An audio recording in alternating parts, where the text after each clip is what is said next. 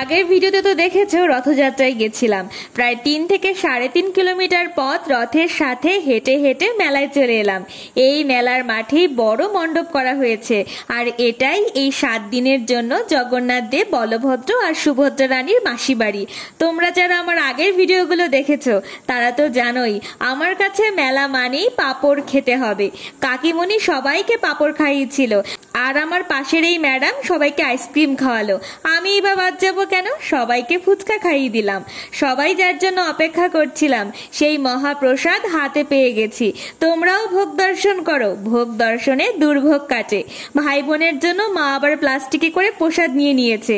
বোঝোই তো, মায়ের মন বলে কথা। সব মিলিয়ে জগন্নাথ দেবের কৃপায় খুব ভালো রথযাত্রা কাটালাম।